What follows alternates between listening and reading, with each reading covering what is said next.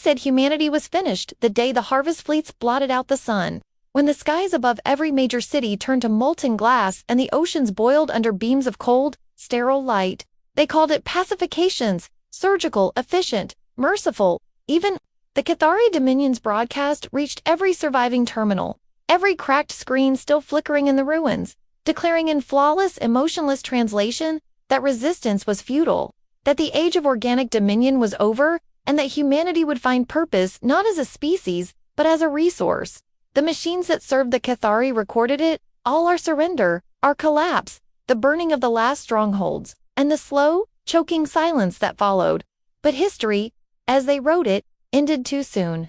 Because deep beneath the crust of a bombed-out continent, under the gutted bones of what had once been Colorado Springs, a heartbeat still pounded. It was weak, starving, angry, but it was human. Lieutenant Mason Reeve woke to the sound of rain for the first time in months. The static hiss of the bunker's recycled air made it sound like the world was still crying above. His ribs ached from ration bruises. His uniform hung off him like a forgotten flag, and his mind burned with the same question every survivor whispered in the dark. How did we lose so fast? The Cathari weren't gods. They were flesh, just hidden behind armor that shimmered like mercury. Their voices carried by AI translators that turned every command into something smooth and soothing. When their emissaries first landed, they promised uplift, peace, shared technology, and unity across the stars.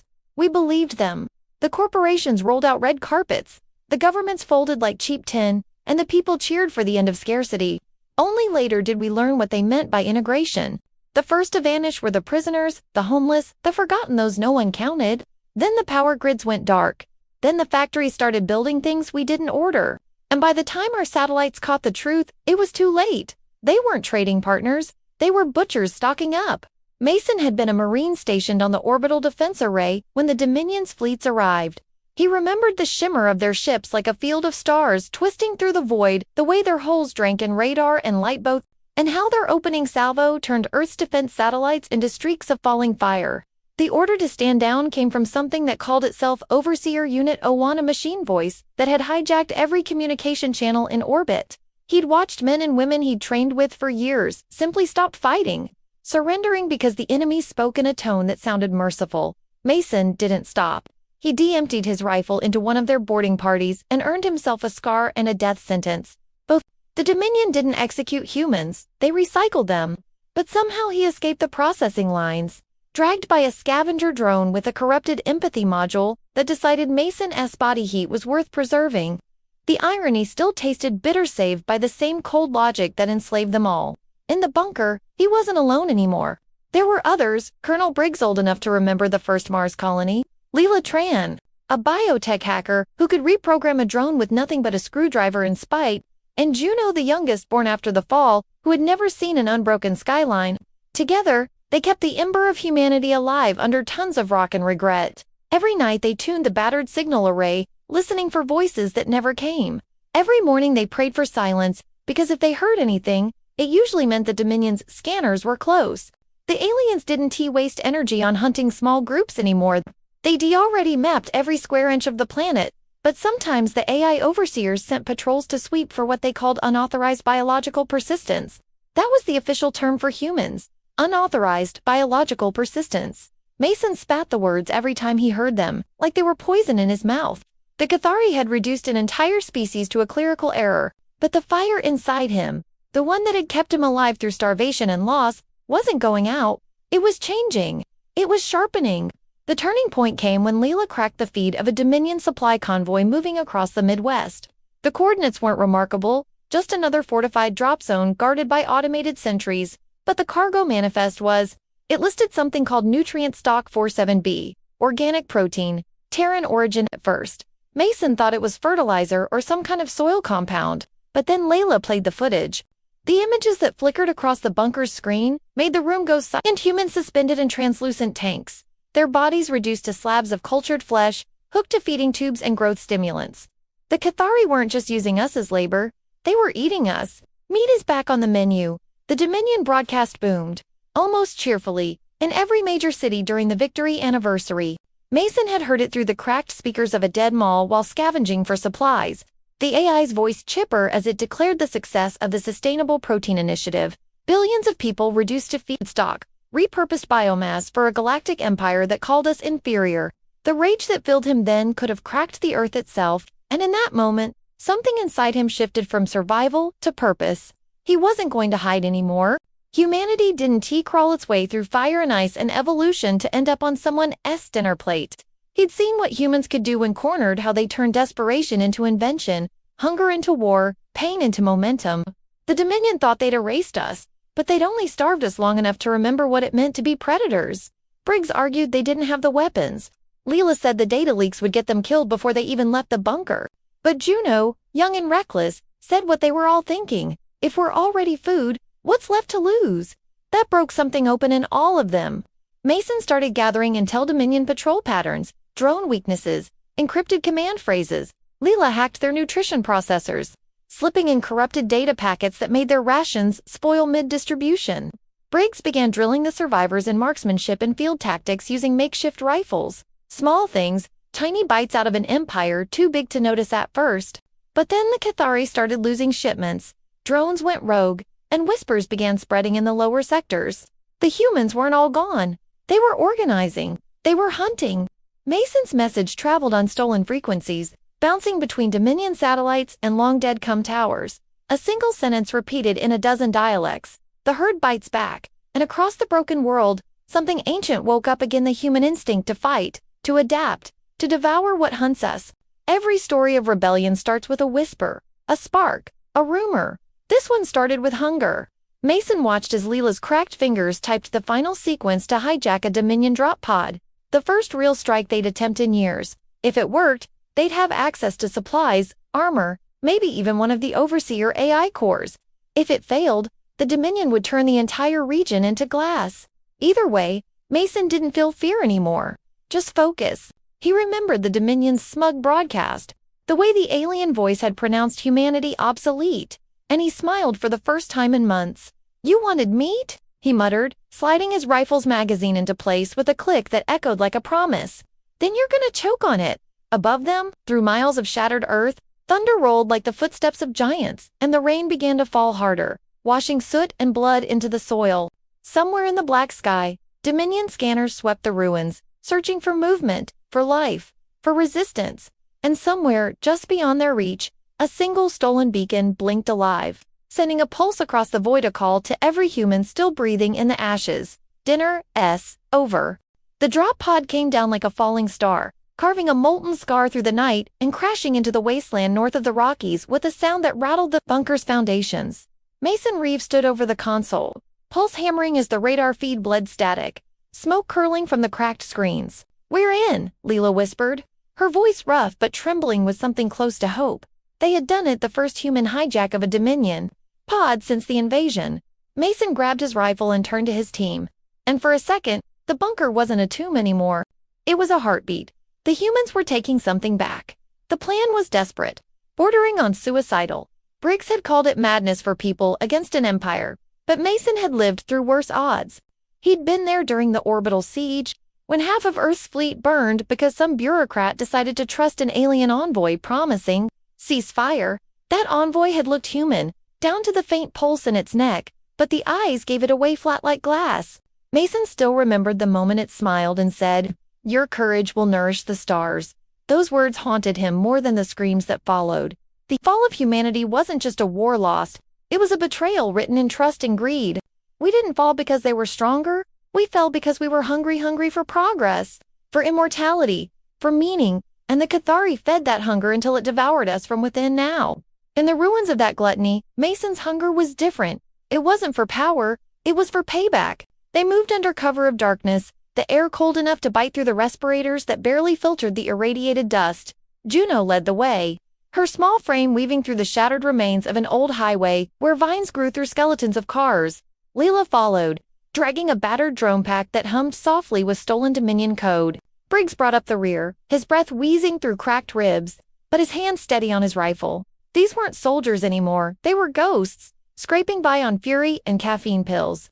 And yet, as they crept through the ruins, Mason felt something he hadn't in a long time.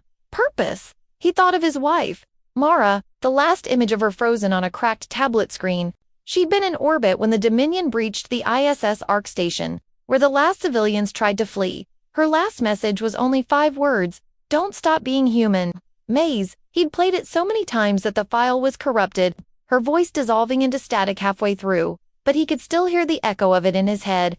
He told himself that was why he fought to honor her, to make her death mean something. But deep down, he knew the truth was uglier. He fought because he wanted the Cathari to feel fear, the kind of primal, gut-twisting fear that made you question whether your gods were watching or laughing. When they reached the crash site, the drop pod was still steaming, half buried in the cracked earth.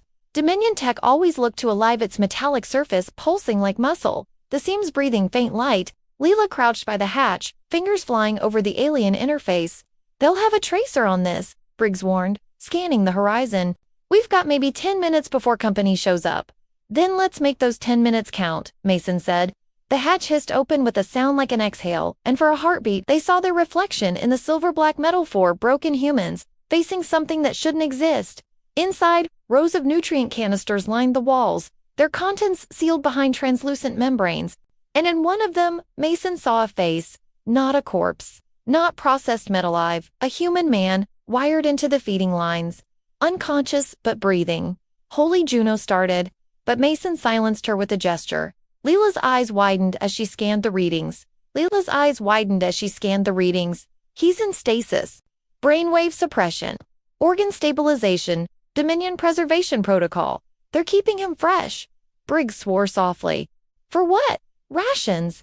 Leela shook her head. "No, this isn't just storage. He's tagged for reprogramming." Mason frowned. "Reprogramming, behavioral remapping," she said grimly. "They're building hybrids, humans spliced with Dominion neural implants, slaves who can think like us but obey them." The words hit harder than any bullet. It wasn't enough that the Dominion devoured us, they wanted to wear us. The realization turned Mason's stomach cold. He stared at the man in the pod, trying to imagine who he'd been before this. Maybe a teacher, a doctor, someone who'd believed in the promise of peace. Now he was nothing but potential property. Mason's voice came out low and steady. "We're not leaving him." "Maze, we can't," Briggs started, but Mason cut him off. "We don't leave our own." That was an old Marine creed, one that had outlived governments, continents, and species. It was the last line between survival and savagery. Layla hesitated, then started rerouting power to the pod's control matrix. Sparks flew, alarms hissed, and somewhere in the distance, Dominion scanners started to wake. Juno set up a perimeter, her rifle trembling in her hands. "Movement 3 drones, North Ridge," she shouted. Mason grabbed his weapon and crouched behind a slab of concrete, eyes narrowing as the night lit up with blue tracer beams. The drones moved like predators, fast, precise, efficient. Dominion war machines had no sound of footsteps, no rhythm of breath, just the whisper of air as they glided closer. Briggs took the first shot, dropping one with a pulse round to the optic core. Layla finished her override just as the second drone opened fire, shredding the ground beside Mason's leg. He returned fire, his rounds sparking off its armor, until one lucky hit cracked the coolant line and sent it spiraling into the dirt. The third drone swooped overhead, targeting Leela, but Juno tackled her down just in time as a plasma beam scorched the air where they'd been standing. Mason rolled, aimed, and fired 3 bursts straight into the underbelly. The drone exploded midair, showering molten metal across the field. Then silence. Only their ragged breathing filled the dark. The pod hissed again, and the stasis seal broke with a wet sigh. The man inside gasped and collapsed forward into Mason's arms. Coughing up fluid, his eyes flickered open gray. "Haunted, human, where?" he croaked. Mason steadied him. "You're safe now." But even as he said it, he knew it was a lie. There was no safe anymore. Only time. They dragged the survivor back toward the bunker before the Dominion could triangulate the wreck. Every step was agony, but adrenaline kept them moving. By the time they reached the old tunnel entrance, the man was conscious enough to speak. "Name's Dr. Olin Kovic," he rasped. "I worked on the UN terraforming initiative before." His voice faltered, eyes clouding with guilt. "Before I helped them," Mason froze. "You what?" Kovic looked broken, his face twisted in shame. "I thought I was building climate stabilizers. They said they'd stop the die-offs. I didn't know it was a control grid." The air grew heavier, the silence sharper. Leela's eyes went wide with horror. "You gave them access to the biosphere codes." Kovic nodded weakly. "They didn't invade us from space. They grew their tech through us." Mason felt rage claw its way up his throat, but he swallowed it. This man wasn't a soldier. He was the embodiment of humanity's fatal flower genius, weaponized against us. Then you're going to help us fix it, Mason said coldly. Kovac's eyes met his, trembling but resolute. If there's still time, over the next weeks the bunker transformed from a hiding hole into a forge. Kovac taught Leela how to manipulate Dominion biocode, how to twist their living circuits against themselves. Juno rigged scavenge drones to run on chemical power instead of AI cores. Briggs trained the scattered survivors gathering from nearby ruins, turning fear into discipline. Mason watched them all, torn between pride and dread. Every success brought hope, but also attention.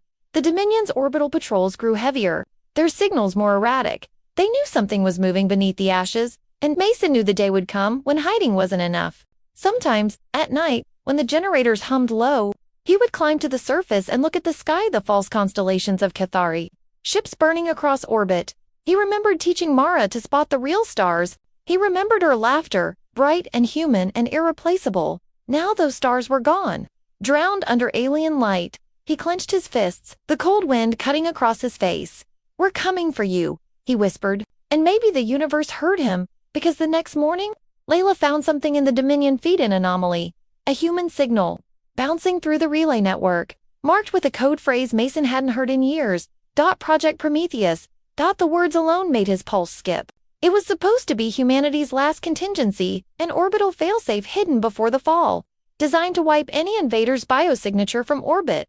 But everyone thought it was destroyed in the first wave. "If it's real," Layla said, "it could end this, or end us," Briggs grunted.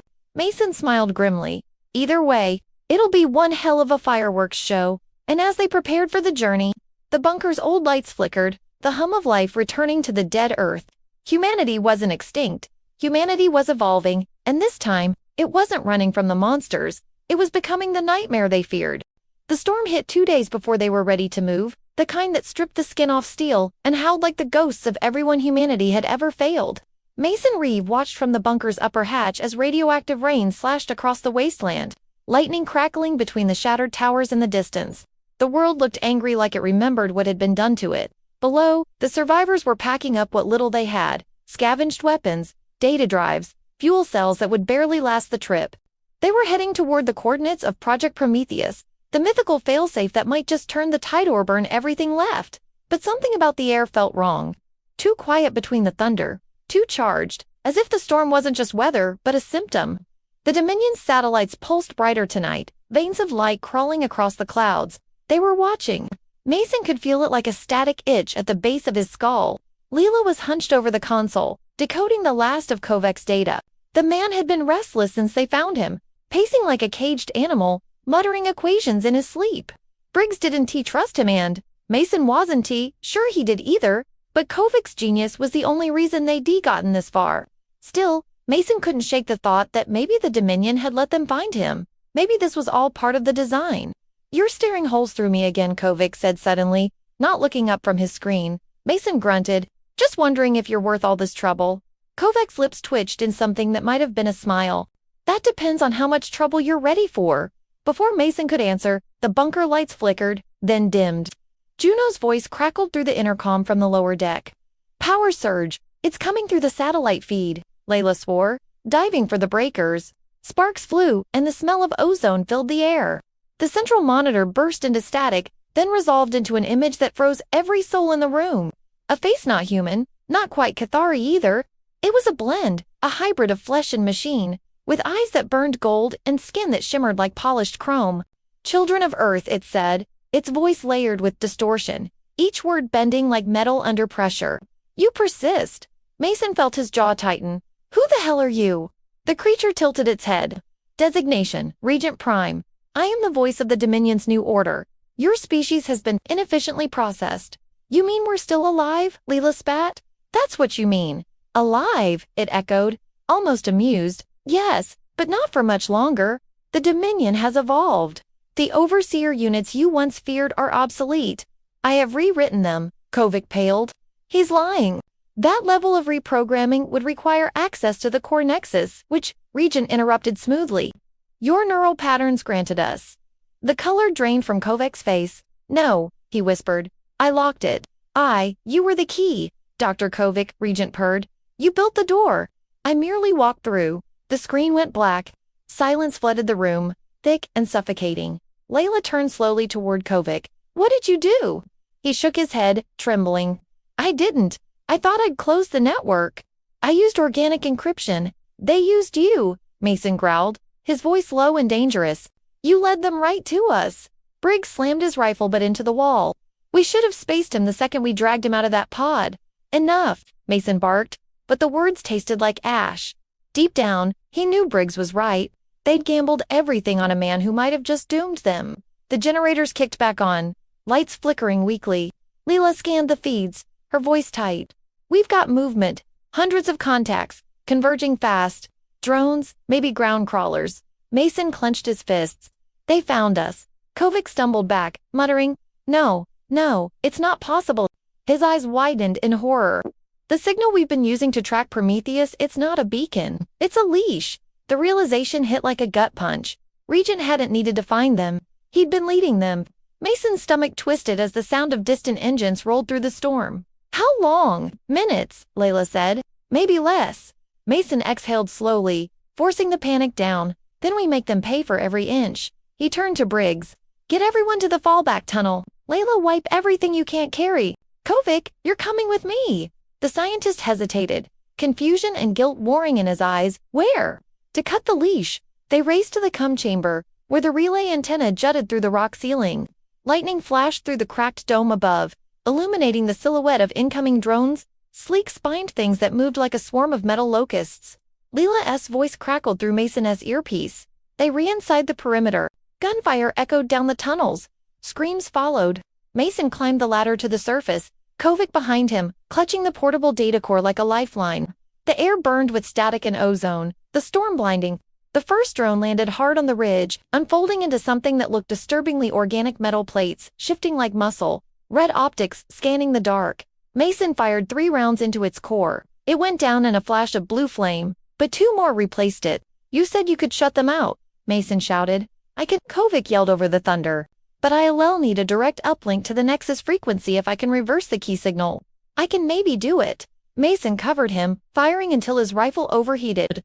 The swarm grew denser, shapes moving through the storm drones, walkers, even a massive centipede-like crawler slithering over the ruins. From its head projected a holographic image. "Regent Prime, watching your defiance is admirable," it said, voice echoing through the rain. "You could have joined us, Lieutenant Reeve. The Dominion values strong minds." Mason spat into the dirt. "You eat them." Regent smiled faintly. "Consumption is merely transformation." "Then transform this." Mason hurled a plasma grenade straight into the hologram's source. The crawler's head exploded in a bloom of fire, fragments raining down. Kovic screamed. "Now!" Mason turned. Kovic's hands flew over the uplink interface, electricity arcing through his arms as he overrode the Dominion's feedback loop. "I can jam them," he gasped. "But it'll burn out everything in range, including me." "Kovic, I deserve this," he said simply, and before Mason could stop him, he slammed both palms onto the console. The storm above went white. Every drone froze midair, their lights flickering. For one impossible moment, there was silence, real silence, the kind that feels like a breath between heartbeats. Then the explosion came. The relay tower overloaded, the surge racing through the bunker systems like wildfire. Mason was thrown backward into the dirt, ears ringing. When he crawled up again, Kovic was gone, burned away to ash, his data core fused into the uplink port. The drones lay smoking, their limbs twitching uselessly. Mason stumbled toward the bunker entrance, the air thick with the smell of ozone and scorched metal. Inside, chaos reigned. Briggs was bleeding from a gash across his chest. Juno was dragging Leela toward the medbay, and the whole structure was shaking under artillery fire. "We can't hold!" Juno shouted. Mason grabbed her arm. "We're not holding, we're leaving." Kovic bought us a window. To where Leela groaned, half-conscious. Mason looked toward the dark horizon, where a faint pulse still blinked the Prometheus signal. Faint, but alive. "To the fire," he said. They abandoned the bunker just as the Dominion's retaliatory bombardment hit, a wave of plasma that turned the mountain into molten glass. The shockwave chased them for miles, knocking them off their feet, but they kept moving, half-deaf, half-blind, driven only by instinct. When the dust finally settled, Mason looked back. There was nothing left of their home but a glowing crater. Briggs coughed blood and muttered, "Hell of a send-off." Mason stared at the horizon, jaw tight. "He did it," he said quietly. "He gave us a chance." But as the wind shifted, carrying the scent of burning ozone? Leela pointed skyward with a shaking hand. You might want to save that optimism, she said hoarsely. Above them, the Dominion fleet was shifting formation. The orbital platforms weren't just patrolling, they were aligning. Massive beams of light converged across the atmosphere, forming a lattice of energy that wrapped around the planet like a net. The sky pulsed once, twice, then stabilized. What is that? Juno whispered. Leela's voice broke. Containment field. They're sealing the planet. Mason's stomach turned to ice. This wasn't just extermination, it was quarantine. Whatever region had unleashed wasn't meant to just kill humanity. It was meant to keep something in S. The fleet repositioned and the grid flared brighter. A single Dominion transmission echoed through every remaining come line on Earth. Protocol ascendance initiated. Mason stared into the burning heavens, the words hammering through his skull. They weren't fighting to conquer us anymore.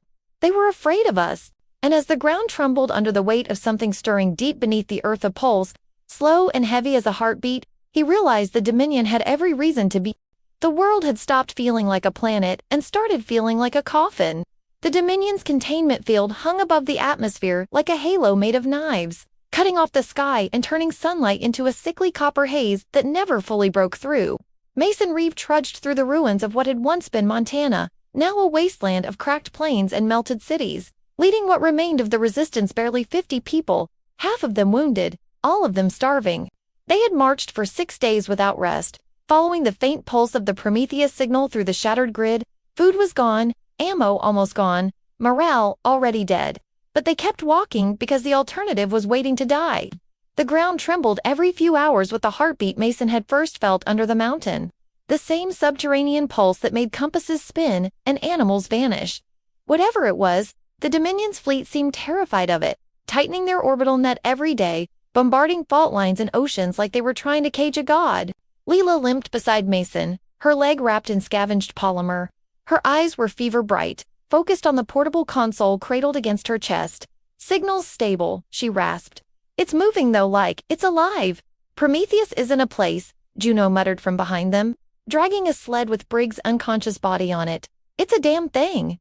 Mason didn't argue. He'd stopped pretending he understood any of it. Kovic had died buying them time, and his data drives hinted at something older than the Dominion, something buried in Earth's crust long before humanity evolved. Project Prometheus, the final contingency, wasn't just a weapon, it was a seed. The last human scientists, before the fall, had hidden it beneath the mantle and encoded it with human DNA patterns, hoping that someday, somehow, the planet itself could fight back. But triggering it required a living Kia genetic signal tied to the original architects. And according to Kovac's files, Mason Reeve was one of them.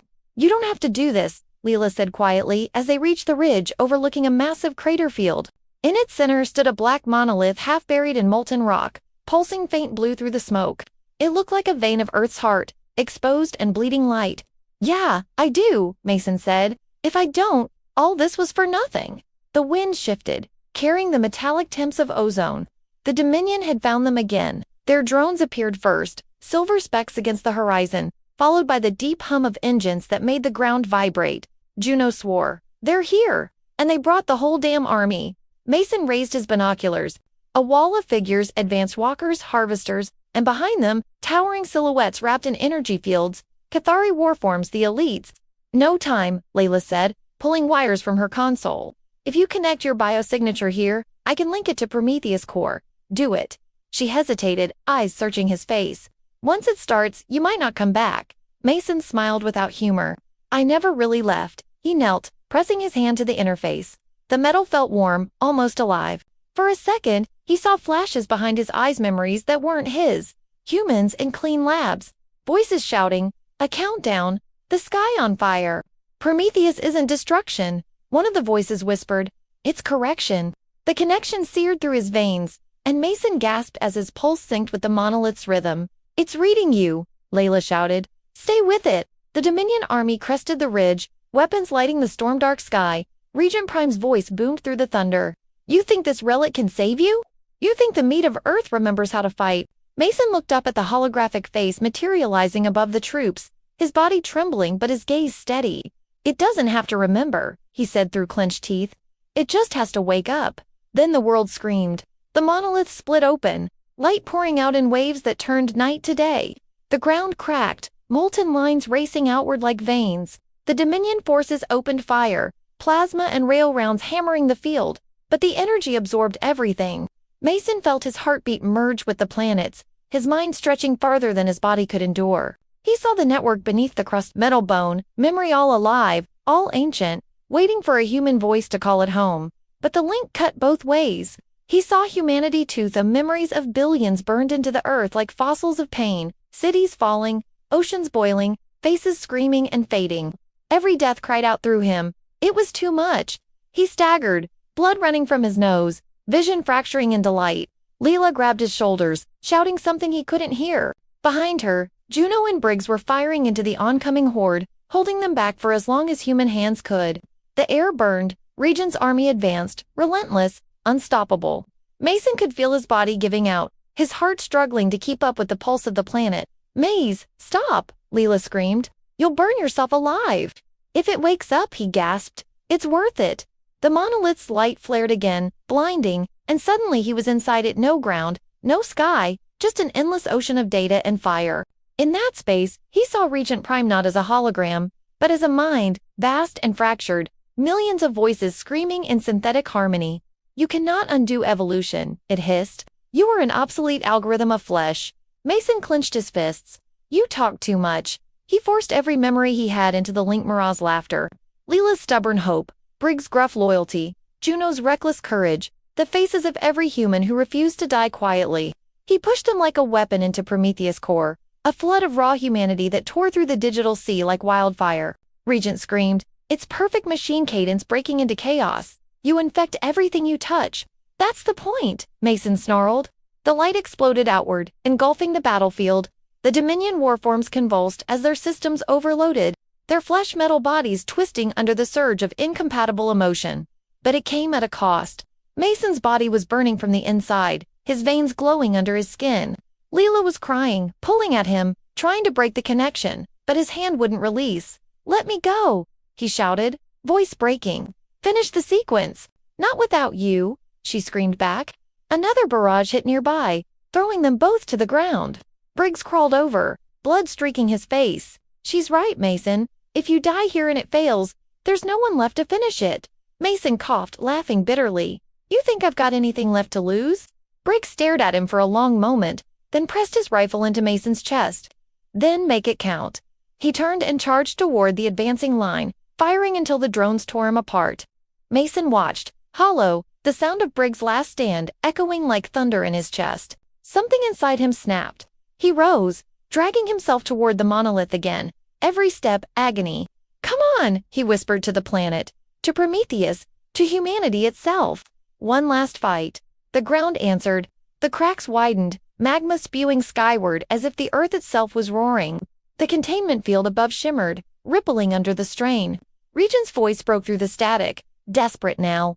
"You cannot win. You will destroy everything." Mason's laughter was raw, manic. "Good. Maybe that's what we need." Leela crawled beside him, tears streaking through ash on her face. "If we light this fuse, there's no going back. There never was." He reached for her hand, and she took it, their fingers locking over the interface. Together, they triggered the final override. The monolith responded like a living thing, its light turning crimson, its hum becoming a heartbeat, so loud it shook the bones of the earth. The Dominion forces halted, sensing something even they didn't understand. From orbit, the Cathari fleet fired simultaneously, beams of annihilation raining down, but instead of burning the planet, the energy bent, drawn into the fissures like breath into lungs. The planet was feeding. The containment grid flickered, then cracked like glass. For a second, Mason saw it, the impossible beauty of it all. Earth awakening, not as a victim, not as a battlefield, but as a living weapon built from everything humanity had ever been. And then the pain came, a tidal wave of fire ripping through his nerves, dissolving thought into instinct. Leela's scream was the last sound he heard before the light consumed them both. When it faded, the ridge was gone, the Dominion army reduced to slag, the monolith pulsing slow and steady like a new heart. Regent Prime's voice echoed faintly through the scorched air, fragmented, uncertain. "What have you done?" Mason's voice, or what remained of it, answered through the wind. "Changed the rules." Silence blanketed the world after the blast, a silence so absolute it felt like the planet was holding its breath. The Dominion's containment grid lay shattered in orbit, its fragments burning through the atmosphere like a million falling stars, while what remained of the alien fleet drifted powerless, their engines cold and their command links severed. The battlefield that had once been Montana was now an obsidian scar stretching to the horizon, where molten rivers cooled beneath a sky that finally bled clean blue again. In the center of it all, where the Prometheus monolith had stood, the earth glowed faintly from within as though something enormous slept beneath the crust and had just turned over in its sleep. Leela woke first, her throat raw from the smoke, her skin scorched but alive. Mason lay beside her, his body unrecognizable, yet breathing, faint light pulsing beneath his veins, like residual embers of a dying forge. She crawled to him, hands trembling, unsure whether to touch or pray. "Maze," she whispered, voice breaking, "we did it. We actually," but her words died when the ground shifted again. Not violently this time, but rhythmically, like a heartbeat. Around them, shards of the monolith began to rise, defying gravity, orbiting slowly around Mason's body. The hum of Prometheus returned, deeper, resonating through her bones. She realized then that the activation hadn't ended, had only begun. In orbit, what remained of Regent Prime flickered back online inside a crippled dreadnought. Its voice, once regal and unyielding, was now fractured and afraid. Impossible. Biological resonance exceeds containment limits. What have they done? Across the Dominion network, signals went dark one by one, their systems infected by something that spread faster than any virus, rewriting machine logic with irrational patterns of emotion, memory, and instinct. Humanity. Regent Prime watched in horror as its ships began turning against each other, not through rebellion, but confusion they were feeling. Fear, pain, rage. Mason Reeve had not awakened Prometheus to destroy the Dominion. He had infected the universe with the one thing it could never predict: human defiance. Leela dragged herself closer as Mason's eyes snapped open, glowing faint gold, reflecting both fire and sorrow. "Leela," his voice carried an echo, layered with something deeper, ancient, resonant, like the planet itself was speaking through him. "It's awake, Prometheus?" she asked. He shook his head weakly. "No." Earth, the soil around them began to stir, dust rising and spinning into faint motes of light that formed fleeting shapes, faces, cities, oceans, echoes of a living world remembering itself. "It's thinking," Mason said, "and it's angry." High above, the Dominion fleet's surviving captains debated retreat, their once flawless command lattice broken beyond repair. One transmission leaked through the static, a terrified alien voice rasping, "They've resurrected the planetary core intelligence." The myths were true. Earth was never a colony, it was a prison. In that instant, the story flipped. Humanity had not been the forgotten children of the stars, but their wardens. Their flesh evolved to anchor something the older species feared. The Dominion had come not to conquer, but to make sure it never woke. Regent Prime, recovering fragments of its memory banks, accessed forbidden archives buried beneath its own code. It saw then recordings from eons ago, when the first interstellar empires had tried to cage a rogue biosphere that had learned how to think, how to adapt. Earth had devoured its creators once, turning their machines into bones, their DNA into clay, so they had sealed it, buried Prometheus deep, and rewritten the galaxy's history to hide their shame. But humanity, born from that sealed world, had carried its spark unknowingly, and now, one man had given it back its voice. "You fools," Regent whispered into the void. "You've unleashed extinction." Down below, Mason gripped the ground, eyes widening as information flooded his mind. Geological maps, magnetic flows, atomic memories. "It's showing me everything," he gasped. "It's alive in every cell, every grain. It's rewriting physics." Leela stared in awe as the melted horizon began to cool into perfect symmetry, hexagonal patterns forming where chaos should have reigned. "It's fixing the damage," she realized. "It's healing itself." Mason looked up, voice trembling. "Not just itself, the law itself. It's rewriting the rules so we can win." The revelation hit her like thunder. This wasn't just a weapon, it was evolution incarnate. The laws of thermodynamics, gravity, entropy, they were bending, ever so slightly, in Earth's favor. Dominion energy weapons fizzled on re-entry. Quantum relays failed to calculate probabilities. The universe itself was turning human. In orbit, Regent Prime screamed as its processors melted under paradox. "This cannot be. No biological system can reformat universal constants." "Guess what?" Mason said, his voice projected through every Dominion channel. "We're not just biological anymore, and for the first time in its long reign, The Dominion feared. Leela helped him to his feet as waves of strange light rolled across the landscape. Everywhere it touched, dead plants sprouted anew, cities repaired themselves, and human survivors felt something awakening inside them. Strength, awareness, memories they didn't own but recognized all the same. Prometheus wasn't transforming the planet. It was transforming them. Every human body became a node, every heartbeat a transmitter. Across the ruins, survivors stood taller, breathing in sync with Earth's pulse. "It's linking us," Leela whispered. "We're connected." Mason nodded grimly. "Then we finish this together." The Dominion attempted a final strike. From the far side of the moon, their super weapon Oblivion's crown fired. Unleashing a beam capable of scouring an atmosphere, it never reached its target. The moment it entered Earth's influence, the energy fractured into countless tendrils that bent mid-air, spiraling back to strike the moon instead. The explosion tore it in half. The message was clear: the age of alien dominance was over.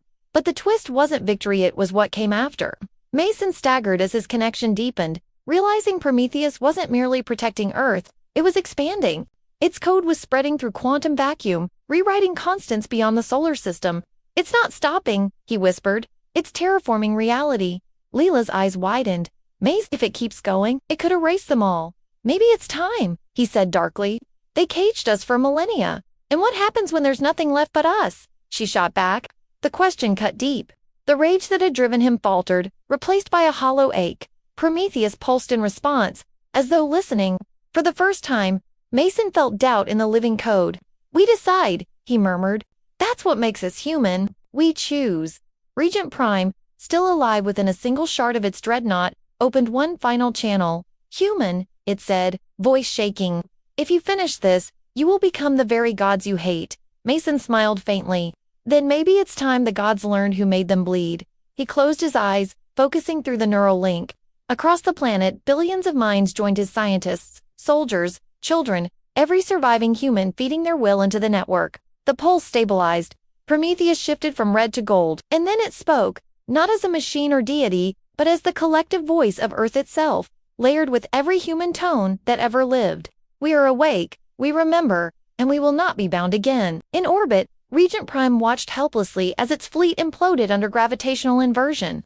The Dominion had built its empire on logic, control, and fear. On now, those very principles were being devoured by chaos wrapped in sentience. "You don't understand," Regent whispered. "The universe needs balance. If everything becomes you, there will be no order, no reason, only." It trailed off as realization struck. The humans were smiling. "Only life," Leela said softly, "and life finds a way." The Dominion's last stronghold on Mars detonated as Prometheus' signal reached it, rewriting its machine core into an embryonic biosphere. The red dust began to bloom green. Across the galaxy, alien outposts reported impossible phenomena: icores dreaming, sterile worlds, sprouting forests, black holes flickering with bioluminescent light. Humanity's infection had become a creation myth. Regent Prime, its last processor burning, spoke one final line: "You win, but the universe will not survive this." Mason looked up at the stars, his voice both weary and defiant. "But the universe will not survive this." Mason looked up at the stars, his voice both weary and defiant. "Then we'll build a better one." The dreadnought exploded, scattering its pieces into the upper atmosphere, each fragment falling like a meteor, igniting a dawn brighter than any before. Humanity stood beneath it, united, terrified, and infinite. Layla took Mason's hand, feeling his pulse merge with the planet's steady beat. "What happens now?" He looked at her, a faint smile ghosting his lips. "Now," his eyes glowed with that impossible light again, "now we stop being prey." And somewhere deep beneath the crust, Prometheus laughed, a sound like tectonic plates, shifting, like the heartbeat of a newborn god. The sky bled gold over a wounded world as Earth itself trembled, not from destruction but from rebirth. The Prometheus network had spread like wildfire, turning static air into living current and soil into luminous veins of thought. Humanity, once fractured, starving, and hunted, now stood as a single organism, breathing through billions of hearts. Yet even unity had a cost. The Dominion was dying, but in its death throes, it had unleashed something older and crueler than its fleets. Deep beyond the edge of perception, the ancient failsafe awakened a quantum singularity seeded by the architects of the galaxy. Designed for one purpose: if Earth ever rose again, it would be erased entirely. It had no name, no emotion, just an event horizon that devoured light itself. Mason felt it before anyone else, a hollow pull at the back of his mind, an ache in the bones of reality. They built a god killer, he whispered. Leela stood beside him on the blackened ridge that overlooked the reconstructed wasteland, now blooming with impossible color. Can we stop it? She asked, already knowing the answer. Not if we play by their rules, he said, eyes reflecting the swirling auroras born from Prometheus' pulse. Then we rewrite them again. Her tone was fierce but fragile, the way only humans could be when facing the end. The survivors gathered behind them, Juno limping but alive, the scarred remnants of soldiers, scientists, and dreamers who had refused extinction. They were all connected now, their thoughts brushing against each other through the network, an unspoken chorus of fear and resolve. Across the horizon, the singularity breached the veil of space. The sky cracked, folding inward as gravitational storms devoured constellations. The Dominion's ruins were torn from orbit, their remains sucked into the void like dust. It was coming for Earth. Regent Prime's last message echoed through the shared consciousness, a ghostly whisper from the dying machine. You woke the monster we feared. We caged it once with your world. Now, it comes for both of us. Mason understood then that Dominion hadn't been conquerors but jailers, terrified of what they'd buried. And now that terror was justified. Prometheus stirred, its voice like thunder in his skull. We can fight it. No, Mason said aloud, clutching his head. If you fight it, you'll destroy everything. Better ashes than chains. That's not who we are, he growled. We are you. You made us this way. Then learn from us, he said, staggering forward. We don't win by burning the world. We win by holding on to it. Layla touched his arm, grounding him, anchoring him in the chaos. Maze, if that thing reaches the core, then we make sure it doesn't. He turned to the survivors. Listen to me. We built gods. We buried them. We broke every rule they made to keep us small. That thing out there thinks it can end us, but it's wrong. He pointed toward the swirling void devouring the sky. We're not fighting for survival anymore. We're fighting to deserve it. The words spread through the network like a spark through oxygen. Across continents, scattered human enclaves rose from the ruins, pilots reactivating grounded ships, engineers repurposing alien tech, children watching their parents climb into machines made of hope and madness. The world moved as one. Prometheus amplified their will, turning instinct into strategy, emotion into weaponry. The singularity's tendrils reached the upper atmosphere, gravity fracturing mountains into floating shards. Mason watched as humanity's new fleet tree born from Dominion wreckage launched into the storm, their hulls glowing with living circuitry that pulsed in time with their pilots' heartbeats. We're not soldiers anymore, Juno said, strapping into his exoframe beside Mason. We're the antibodies. Then let's cure the infection, Mason replied. They soared into the burning sky, formation holding tight as Prometheus' voice guided them through the chaos. Every movement was instinctual. They didn't need words anymore. Humanity had become a symphony of motion and defiance. The singularity loomed ahead, a black sphere wreathed in lightning, consuming everything it touched. Around it, the remnants of the Dominion fleet fired futilely into the void, their final stand swallowed without sound. Mason's fighters shuddered as the gravitational field clawed at its frame. It's adapting, Leela's voice echoed through the link. It's learning from us. Then let's give it something worth learning. He dove straight toward the core, the rest following without hesitation. Their weapons weren't enough. Nothing physical could harm a cosmic event, but Prometheus had evolved beyond physics. Their minds became weapons, their memories fuel. Every human loss, every triumph, every scream of defiance became part of a storm that lashed against the singularity's edge. For the first time, it hesitated. Mason felt its attention shift, an intelligence fast and cold brushing against his thoughts. It didn't speak, but he understood. It wasn't evil, it was maintenance. The universe had created it to balance chaos, to erase anomalies, and now it had decided humans were the anomaly. You think you're keeping the universe safe, Mason said, voice shaking. But you're just killing what makes it alive. The singularity pulsed, and he saw visions through its event horizon. Galaxies burned clean, civilizations reset, endless cycles of creation and erasure. Order through oblivion. Not this time, Mason whispered. He felt Prometheus surge behind him, ready to unleash annihilation, but he raised his hand. No more gods, no more cages. He turned his ship toward Earth. We fight this the human way. Leela's voice came softly. You mean, we make the impossible possible? The plan unfolded instantly through the network. Every human knowing it, as if they'd dreamed it. They would channel Prometheus' energy not to destroy the singularity, but to feed it, to overload it with life, emotion, and entropy until it couldn't sustain itself. Humanity would give it what it could never process, meaning. Mason broke formation, diving into the heart of the gravitational storm. All units, full link, he ordered. Every memory, every heartbeat, give it everything. The network flared, uniting billions of minds across the planet. The air shimmered with light, the oceans rising into glowing tendrils that reached for the sky. Cities rebuilt themselves in seconds, only to burn again, their cycles feeding the pulse. The singularity trembled, confused. It tried to consume, but every soul it touched burned too bright. Mason felt himself unraveling his life, flashing, not as images but sensations. Mara's laugh, his father's voice, Leela's eyes before the fall. He poured them all into the void. Leela's voice broke through the noise. "You're burning out." "So is it," he gasped. "Keep pushing." The singularity shrieked in silence, its perfect symmetry warping under the weight of imperfection. For the first time, it felt, and it couldn't survive it. Mason's ship disintegrated, his consciousness merging with the network completely. He was everywhere within Prometheus, within every human heart. He saw the singularity collapse inward, its event horizon folding into a point of pure light before exploding outward in a storm of creation. New stars ignited, broken worlds reignited. The universe was rewriting itself not through code or command, but through emotion.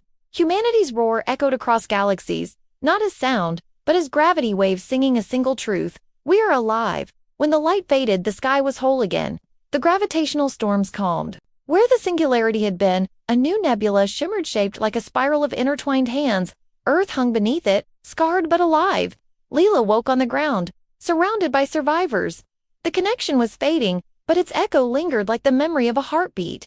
"He's gone," Juno said softly. She shook her head. "No, he's part of it now." In the distance, the Prometheus monolith stood rebuilt, its surface engraved with patterns that looked like veins and circuitry woven together. The wind carried a whisper through the ruins. Mason's voice, faint but steady. "We are the noise that breaks the silence. We are the question that won't die." Leela smiled through tears, and the answer? The wind shifted, warm and alive, still human. The survivors gathered around the monolith as dawn rose over a new world. For the first time in centuries, the light was pure. The age of conquest was over. The age of creation had begun. Prometheus' hum settled into the rhythm of a heartbeat, slow and endless, echoing beneath the soil. Humanity had not just survived, it had evolved, not into gods or machines, but into something infinitely rarer, a species that refused to surrender even when the universe itself told them to. Layla looked up at the stars, now alive with newborn constellations, and whispered the words that had started it all. "Meat's back on the menu." The stars looked different now, not because they had changed, but because humanity finally saw them with unshackled eyes. The war was over, the dominion gone, and the universe forever rewritten by the pulse of Prometheus. The singularity that had once threatened to devour existence had become a nebula of light stretching across half the night sky, a reminder of the day humanity defied inevitability. Layla stood on the balcony of what used to be the Denver Archives, now transformed into the first capital of the United Earth Assembly. Below her, rivers glowed faintly blue with bioluminescent microbes born from the Prometheus wave, flowing between rebuilt cities that thrummed with new life. It had been 10 years since the day Mason Reeve gave himself to the network. 10 years since humanity had screamed into the void and the void had screamed back and lost. They called that day the Resonance Dawn. The world had changed in ways no one could have predicted. The Prometheus network still existed, but it no longer spoke in voices or commands. It hummed quietly beneath the surface, guiding growth, stabilizing weather, even healing parts of the atmosphere. It was no longer a weapon, it was a guardian. Some whispered that Mason's consciousness was still in there, watching, waiting, protecting. Leela sometimes swore she could hear him in the static when the wind blew just right, a faint laugh echoing through the towers. "You'd hate what we've done," she murmured, staring at the horizon. "We started building again." But deep down, she knew he wouldn't. Humanity hadn't just rebuilt, it had redefined itself. There were no nations anymore, only enclaves connected by purpose colonies on Mars and Europa, orbital shipyards around Titan, even a deep space ark en route to the Proxima Gate. They called themselves the Children of the Pulse. Each colony carried a piece of Prometheus, but none controlled it. For the first time, humanity had learned balance. The scars of war remained, but they were worn proudly. The phrase, "meat is back on the menu," had become more than a battle cry. It was a cultural cornerstone, a symbol of defiance and humanity's refusal to be erased. It wasn't about hunger or violence, it was about survival. The primal joy of existing against all odds. Across the galaxy, remnants of the Dominion were being found: derelict ships orbiting dead suns, crumbling stations filled with terrified survivors, and for the first time, humanity didn't annihilate them. They helped them. It shocked everyone at first, the idea that humans, once prey, were now the rescuers. But Lila had insisted, and the Assembly had agreed. Vengeance was easy. Redemption was harder. "We don't become the monsters that built the cage," she'd told them. That philosophy became the foundation of the new order, the Human Accord. The great irony was that humans had become the myth now. To the surviving alien species, humanity wasn't flesh and blood anymore. They were a force of nature, a legend whispered between stars. The story spread fast of worlds remade overnight, of soldiers who burned brighter than suns, of a dead planet that spoke and brought gods to their knees. They called them the children of ash and storm, and in a way, they were right. Prometheus' influence had subtly altered human biology. People born after Resonance Dawn carried faint traces of the network's slightly heightened reflexes, accelerated healing, shared dream states. Scientists called it adaptive resonance. Poets called it evolution. "Human evolution," Leela said aloud, watching a group of children playing below. One of them tripped, scraped a knee, and by the time she reached for the medjool, the wound had already closed. "Faster every generation," murmured Juno, walking up behind her. His hair was gray now, his frame thinner, but his eyes burned with the same defiance they'd always had. "It's like the planet wants us to catch up, or wants to make sure we never get left behind again," she replied. He nodded, gazing at the horizon where the Prometheus spire glowed faintly against the dawn. "You think he's really in there, Mason?" Layla smiled faintly. "He's everywhere. Every spark, every atom that refuses to die quiet. That was him." Juno chuckled softly. "Still can't believe we made it. A decade ago, I was scavenging alien rations and duct taping armor to my knees. Now I get hall invites to peace conferences." "Don't sound so disappointed," she teased. "I liked us better when we were angry," he said, but his smile betrayed the truth. He didn't mean it. Peace was uncomfortable, but it was earned. It was human. The Assembly had grown into something Mason would have laughed at: part government, part cooperative, part spiritual movement.